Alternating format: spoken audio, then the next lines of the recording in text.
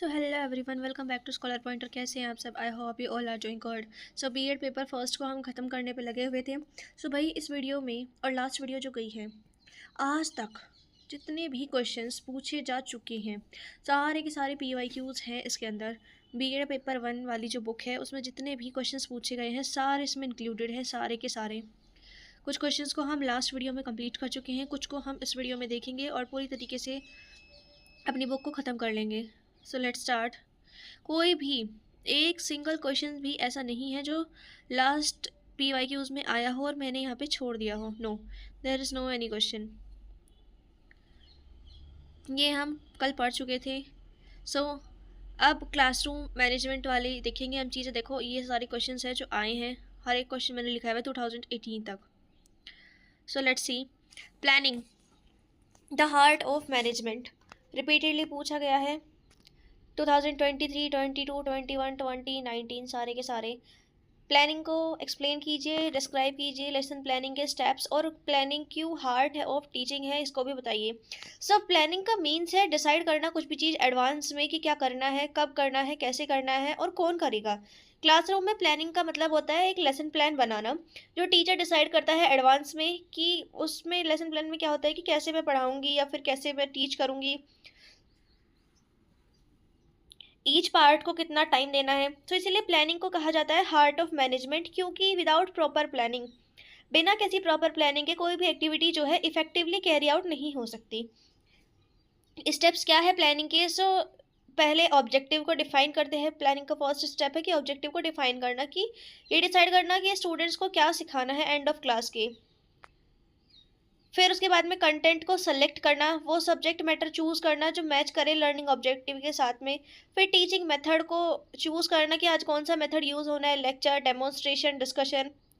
फिर teaching ads को select करना, डिसाइड करना कि कौन सा टीचिंग एड यूज़ करना है, या तो ब्लैक बोर्ड यूज़ करना है या चार्ट पेपर या फिर प्रोजेक्टर या फिर मॉडल्स, क्या चीज़ें यूज़ करनी है। एलोकेट टाइम, डिसाइड करना कि कितना टाइम जो है हर एक पार्ट को देना है लेसन के।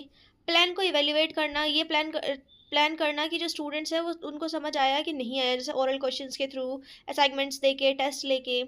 फिर फीडबैक और रिवीजन, टीचिंग के बाद में रिफ्लेक्ट करो कि तुमने कितना अच्छा काम किया है, कैसे किया है और इसमें क्या क्या चीज़ें इंप्रूवमेंट हो सकती है नेक्स्ट टाइम। प्लानिंग की क्या इंपॉर्टेंस है? प्लानिंग जो है एक डायरेक्शन प्रोवाइड करती है। टीचर्स को एग्जैक्टली पता होता है कि कितने क्लास पीरियड में क्या चीज़ें करानी है। टाइम को सेव करती है, कोई भी वेस्टेज ऑफ टाइम इसमें नहीं होता है। एंश्योर करती है कि जो सिलेबस है वो बिल्कुल एकेडमिक ईयर के साथ ही कंप्लीट हो जाए। टीचिंग क्वालिटी को इम्प्रूव करती है। हेल्प करती है सेलेक्ट करने के लिए राइट मेथड्स और टीचिंग एड्स। टीचर्स की कॉन्फिडेंस को बिल्ड करती है और एक प्रिपेयर्ड टीचर जो है वो बेटर तरीके से जो है टीच कर पाता है।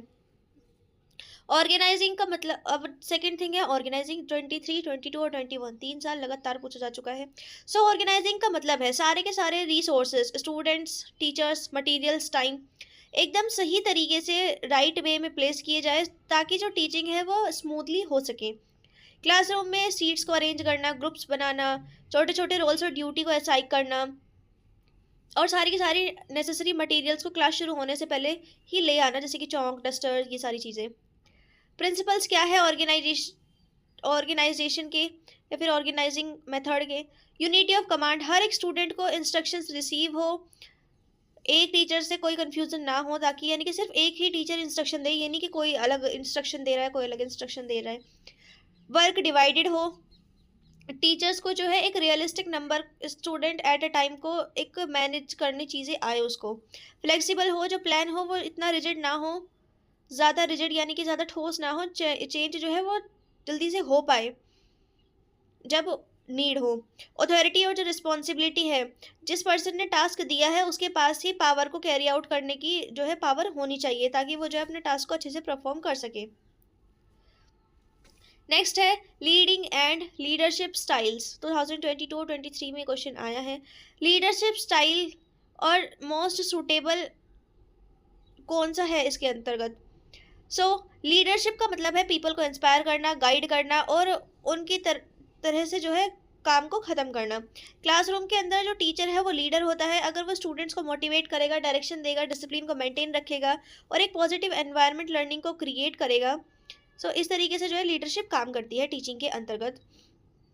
कितने 3 टाइप्स के होते हैं, 4 टाइप्स के होते हैं लीडरशिप स्टाइल्स। पहला है ऑटोक्रेटिक, यानी कि टीचर्स ही हर चीज़ें डिसाइड करेगा। टीचर का बिहेवियर इसमें स्ट्रिक्ट होगा, कोई भी स्टूडेंट का जो है इनपुट इसमें नहीं निकल पाएगा, और बेस्ट होता है ये स्ट्रिक्ट डिसिप्लिन को मेंटेन करने के लिए। फिर सेकंड है डेमोक्रेटिक, टीचर और जो स्टूडेंट है वो मिलकर डिसाइड करते हैं कि क्या चीज़ें करनी है। टीचर का बिहेवियर डिस्कशन स्टूडेंट और पार्टिसिपेंट इस तरीके से होगा, यानी कि वो डिस्कस करेगा, स्टूडेंट को पार्टिसिपेट करने का मौका देगा। बेस्ट है ये मॉडर्न क्लासरूम के लिए। लेस फेयर का मतलब है स्टूडेंट्स खुद से डिसाइड करेंगे, टीचर्स का बिहेवियर हैंड्स ऑफ होगा, और बेस्ट होगा ये एडवांस और सेल्फ डायरेक्टेड स्टूडेंट के लिए।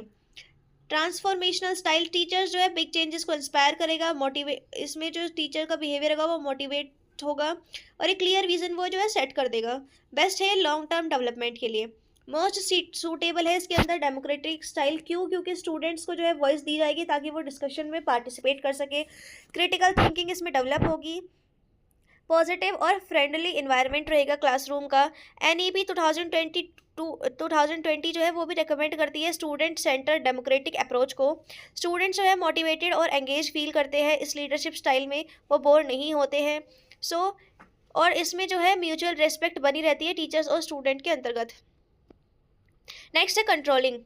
कंट्रोलिंग का मीन्स है चेक करना कि हर चीज़ें बिल्कुल अकॉर्डिंग टू प्लान जा भी रही है नहीं। अगर कुछ चीज़ें बिल्कुल सही तरीके से नहीं जा रही है तो उस चीज़ को करेक्ट किया जाए। जैसे क्लासरूम में कंट्रोलिंग का मतलब है ऑब्जर्व करो स्टूडेंट के बिहेवियर को, अटेंडेंस को चेक करो, असाइनमेंट को रिव्यू दोबारा दोबारा देखो, फीडबैक लो, और डिसिप्लिन को मेंटेन करो जब नेसेसरी हो, ये नहीं कि हर टाइम उनको डिसिप्लिन में रखो। टीचर टेक्निक्स क्या है कंट्रोलिंग की क्लासरूम के अंदर? 15 मार्क्स में है क्वेश्चन 2021 में, इतने में तो क्लियर रूल्स और रेगुलेशंस होने चाहिए, शुरू में ही बता देना चाहिए कि स्टूडेंट्स क्या चीज़ करने के लिए अलाउड है और क्या नहीं। पॉजिटिव रेंसफॉर्मेंट होना चाहिए, praise good behaviour, good behaviour को जो है उसकी तारीफ करनी चाहिए अगर वो अच्छा बिहेवियर करता है। स्टूडेंट्स जो है अपने गुड बिहेवियर को रिपीट करेगा जब वो अप्रिशिएट किया जाएगा। प्रॉक्सिमिटी का कंट्रोल होना चाहिए कि मिसबिहेविंग स्टूडेंट्स को जो है बिल्कुल उसके पास ही रहो। तो अगर एक टीचर एक मिसबिहेविंग स्टूडेंट्स के पास रहेगा तो जो उसकी हालत है वो काफ़ी तरीके से सुधर सकते हैं। आई कांटेक्ट, मिसबिहेविंग स्टूडेंट को सिंपली देख लो, सो जो मैसेज है वो कन्वे हो जाता है कुछ किसी भी वर्ड को कहे बिना। सीटिंग अरेंजमेंट, जो सीट प्रॉब्लम कॉजिंग स्टूडेंट है उनको सेपरेटली बैठाया जाए ताकि जो डिस्ट्रैक्शंस है वो कम हो सके। इंटरेस्टिंग लेसन, जब लेसन जो है एंगेजिंग होगा तो स्टूडेंट्स जो है नेचुरली डिसिप्लिन हो जाएंगे, और बोर्डम जो है मिसबिहेवियर को कोज करेगा। Parent communications, serious disciplinary issues के लिए इन्फॉर्म किया जाए और पेरेंट्स को इन्वॉल्व किया जाए। पोल्क मॉडल डायग्राम, POLC, पोल्क का मतलब पहले प्लान करो, फिर ऑर्गेनाइज करो, फिर लीड करो, और फिर उसके बाद में कंट्रोल करो। प्लानिंग का मतलब पहले लेसन प्लान सेट किया जाए, clear objective, heart of management. उसके बाद में चीज़ें ऑर्गेनाइज की जाए, रिसोर्सेज वगैरह और ड्यूटी असाइन की जाए हर एक बच्चे को। लीडिंग, मोटिवेट किया जाए स्टूडेंट्स को डेमोक्रेटिक स्टाइल को यूज़ करने के लिए और उनको इंस्पायर किया जाए और गाइड किया जाए। फोर्थ स्टेप्स इज दिस कि उनको कंट्रोल किया जाए, चेक की जाए उनकी प्रोग्रेस और मेंटेन किया जाए डिसिप्लिन फीडबैक देने के लिए। तो ये सारे क्वेश्चन है जो पूछे गए हैं। Different method of teaching evaluation, merits और डिमेरिट्स बताइए। Accountability in school education, institutional evaluation, for professional, for ethics of teachers. So ये सारी चीज़ें। नेक्स्ट है methods of teacher evaluation, most repeatedly पूछा गया है। डिफरेंट मेथड बताइए टीचिंग इवेल्युएशन के मेरिट्स और डिमेरिट्स के साथ में। सो टीचर इवेल्युएशन का मतलब है मेजर करना टीचर की टीचिंग क्वालिटी, इफेक्टिवनेस और परफॉर्मेंस। ये इट शुड फाइंड आउट कि जो टीचर है वो अच्छे से पढ़ा रहा है या फिर उसको इम्प्रूवमेंट की ज़रूरत है। जब टीचर्स जो है उनको रेगुलरली इवेल्युएट किया जाएगा तो एजुकेशन की जो क्वालिटी है वो ऑटोमेटिकली इम्प्रूव हो जाएगी।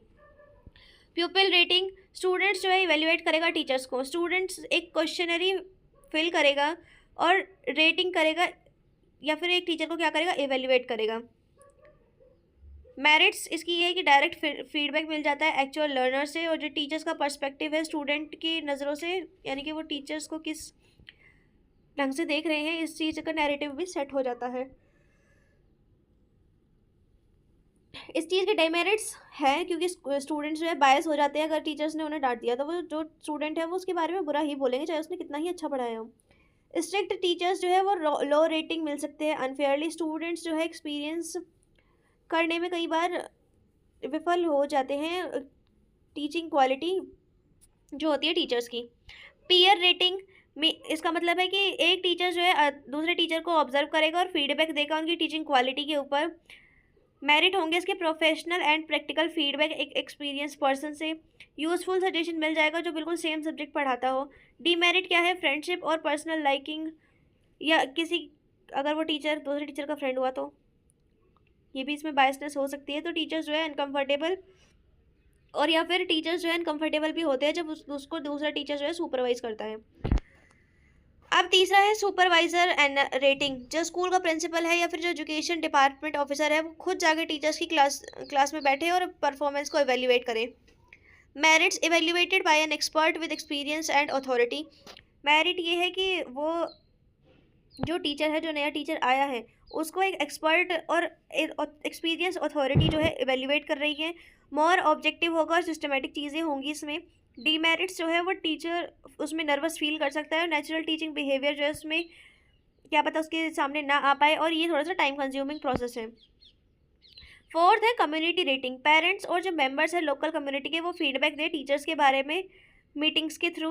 मेरिट्स क्या होंगी इस चीज़ की कि एक ब्रॉडर पर्सपेक्टिव मिलेगा क्लासरूम के बियॉन्ड, और जो टीचर्स है वो इन्फॉर्म और इन्वॉल्व रहेंगे अपने बच्चे के साथ में। डीमेरिट्स क्या है इस चीज़ के कि कम्युनिटी मेंबर्स जो है वो अंडरस्टैंड नहीं करते टीचिंग मेथड्स को, और पर्सनल फीलिंग्स और र्यूमर्स जो है इसकी इन रेटिंग्स को अफेक्ट कर सकती हैं। फिफ्थ है सेल्फ इवेल्युएशन। जो टीचर्स है वो अपनी टीचिंग्स को खुद से ही इवेल्युएट करें और चेकलिस्ट दे या फिर वीडियो रिकॉर्ड करें अपनी। इसके मेरिट्स क्या है कि प्रोफेशनल ग्रोथ और कंटिन्यूस इंप्रूवमेंट इसमें हो पाएगी। ऑनेस्ट रिफ्लेक्शन आ पाएगा स्ट्रेंथ और वीकनेस में। डीमेरिट्स क्या होंगी इसकी, ये भी बायस हो सकता है कि क्योंकि जो टीचर्स है वो अपने आप को जो है टू फेवरेबली जज कर देंगे और एक्सटर्नल वेरिफिकेशन की इसमें कमी हो जाएगी। नेक्स्ट है अकाउंटेबिलिटी इन एजुकेशन। अकाउंटेबिलिटी का मतलब है कि मैं रिस्पॉन्सिबल हूँ वो उस रिजल्ट के लिए जो काम मुझे दिया गया था। एक टीचर्स की अकाउंटेबिलिटी का मतलब होता है कि एक जो टीचर है वो रिस्पॉन्सिबल है कि जो स्टूडेंट है वो एक्चुअली उसने लर्न किया कि नहीं। जैसे कि स्टेटमेंट कहता है अकाउंटेबिलिटी इंश्योर करती है एजुकेशन की क्वालिटी। अगर जो टीचर है वो अकाउंटेबल नहीं है सो जो एजुकेशनल क्वालिटी है वो कम हो जाएगी। टीचर्स की अकाउंटेबिलिटी को इंश्योर करने के लिए क्या क्या मेथड्स हैं। पहली बात, रेगुलर इंस्पेक्शन किया जाए। जो टीचर्स और एजुकेशन ऑफिसर्स है उसको स्कूल रेगुलरली विजिट करना चाहिए और टीचिंग क्वालिटी को चेक करना चाहिए। स्टूडेंट का रिजल्ट एनालिसिस हो। अगर स्टूडेंट जो है वो कंटिन्यूसली कॉन्स्टेंटली फेल हो रहा है तो जो टीचर है उसको अकाउंटेबल हेल्ड करना चाहिए पुअर टीचिंग के लिए, कि मतलब थोड़ा सा इंप्रूवमेंट दो ऐसे। Lesson plan submission. जो टीचर्स है वो सबमिट करें वीकली लेसन प्लान। ये इंश्योर करता है प्रॉपर प्लानिंग की, जो प्रॉपर प्लानिंग है वो की गई है। Student feedback system. स्टूडेंट्स जो है वो रेगुलरली प्रोवाइड करें फीडबैक को, जो टीचर परफॉर्मेंस है वो विजिबली दिखाई दी जाए। Portfolio maintenance. जो टीचर्स है वो मेंटेन करें एक professional portfolio evidence of work done through out the year. PTM regular parents meeting जो है पेरेंट्स को इन्फॉर्म रखेगी और टीचर्स को जो है फील कराएगी रिस्पॉन्सिबल। Self appraisal form. जो टीचर्स है वो फिल करे एक एनुअल असेसमेंट फॉर्म जिसमें उसको ऑनेस्ट रिफ्लेक्शन दिया जाए, उसको एनकरेज किया जाए। जैसे कि फॉर एग्जांपल एक स्कूल में 80% बच्चे हैं और 80% क्लास 10th के जो बच्चे हैं वो फेल हो गए मैथमेटिक्स में। प्रिंसिपल ने इन्वेस्टिगेट किया और पता लगाया कि जो मैथ्स का टीचर है उसने 30% सिलेबस कवर ही नहीं किया। तो जो टीचर्स है उसको उसका रीज़न देना पड़ेगा और उसके कॉन्सिक्वेंसेस को जो है फेस करना पड़ेगा। सो ये है अकाउंटेबिलिटी एक्शन में, इसके बिना किसी को भी पता नहीं चलेगा। Continuous comprehensive evaluation means CCE, क्या एडवांटेजेस है और क्या इस चीज़ की लिमिटेशंस है।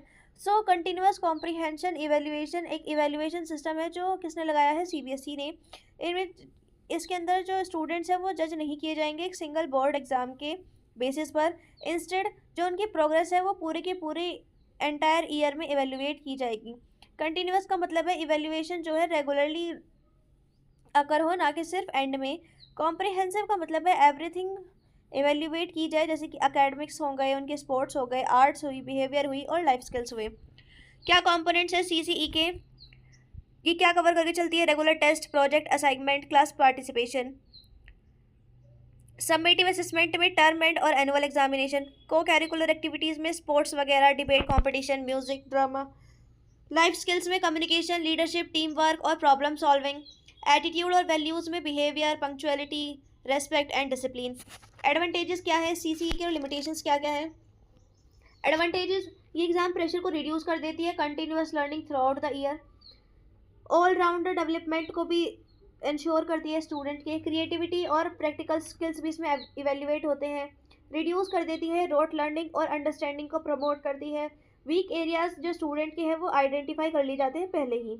लिमिटेशंस क्या है, जो टीचर्स हैं वो हैवियर वर्कलोड दे देते हैं असेसमेंट का बहुत ज़्यादा, इम्प्लीमेंट करना जो रूरल स्कूल्स हैं उनमें थोड़ा सा डिफिकल्ट है, और इसमें बायसनेस की भी पॉसिबिलिटी हो सकती है, यानी कि जो टीचर्स वगैरह है क्या पता किसी फेवरेबल स्टूडेंट्स को मार्क्स दे दे और अनफेवरेबल को ना दे, तो बायसनेस हो सकती है इसमें। पेरेंट्स जो है कभी कभी कंफ्यूज हो जाते हैं ग्रेडिंग सिस्टम को लेके, कंसिस्टेंस और फेयर इम्प्लीमेंटेशन जो है इसका थोड़ा सा चैलेंजिंग है। रियल लाइफ एग्जांपल, जो पुराना सिस्टम था उसमें एक एग्जाम और एक दिन पहले क्या हो गया फीवर, सो पूरे साल की मेहनत क्या हुई वेस्ट। सीसी सिस्टम में क्या है 20% प्रोजेक्ट है, 20% क्लास टेस्ट है, 10% स्पोर्ट है और 50% जो है एनुअल एग्जाम है। So if final exam result जो है वो कम भी है, सो प्रोजेक्ट और जो क्लास टेस्ट है वो ओवरऑल ग्रेड को क्या कर लेती है, सेव कर लेती है। Institutional evaluation and professional ethics. Institutional evaluation का मतलब है इवेल्युएट करना वो परफॉर्मेंस एंटायर स्कूल और कॉलेज की, सिर्फ एक टीचर और एक स्टूडेंट की नहीं, पूरे के पूरे इंस्टीट्यूशन की। ये इंक्लूड करता है एक स्कूल के इंफ्रास्ट्रक्चर को, टीचिंग क्वालिटी को, मैनेजमेंट को, स्टूडेंट के रिजल्ट को और ओवरऑल एनवायरनमेंट को। एग्जांपल्स जो है इसके हैं NAAC एक्रीडिटेशन फॉर कॉलेजेस और CBSE school inspection. Methods of institutional evaluation, external accreditation, और जो एक्सटर्नल एजेंसी है वो इवेल्युएट करती है इंस्टीट्यूशन को और एक ऑफिशियल ग्रेड उसको प्रोवाइड करती है। स्कूल इंस्पेक्शन ऑफिसर्स जो है एजुकेशन डिपार्टमेंट से विजिट करते हैं स्कूल को, उनकी बच्चों की परफॉर्मेंस या स्कूल की परफॉर्मेंस चेक करने के लिए और उनकी quality. Student result analysis, board exam के जो रिजल्ट है वो एनालाइज किए जाए और एसेस किए जाए स्कूल की एकेडमिक क्वालिटी के उससे। कम्युनिटी फीडबैक, पेरेंट्स और लोकल कम्युनिटीज जो है फीडबैक दे स्कूल्स की परफॉर्मेंस के बारे में। सेल्फ स्टडी रिपोर्ट, जो इंस्टीट्यूशंस है वो प्रिपेयर करें एक रिपोर्ट ऑनेस्टली अपनी खुद की स्ट्रेंथ पे और वीकनेस पे। Professional ethics for teachers, professional ethics और वो वैल्यूज़ और वो रूल्स है जो हर एक टीचर को फॉलो करनी चाहिए अपनी डिग्निटी को मेंटेन करने के लिए, ताकि वो टीचिंग प्रोफेशन को रिस्पेक्ट कर सके। ये स्टैंडर्ड ऑफ बिहेवियर है जो इस पर एक्सपेक्ट किया जाता है एक प्रोफेशनल टीचर से। Professional ethics for teachers, honesty and integrity, हमेशा जो है एक्यूरेट इन्फॉर्मेशन प्रोवाइड की जाए स्टूडेंट्स को, हर एक स्टूडेंट जो है इक्वली ट्रीट किया जाए। पंक्चुअलिटी एंड डेडिकेशन, हर एक जो टीचर्स है उसको टाइम पे आना चाहिए क्लास में, सेगमेंट को रेगुलरली चेक करना चाहिए और फुलफिल करनी चाहिए हर एक अपनी प्रोफेशनल रिस्पॉन्सिबिलिटीज़ को।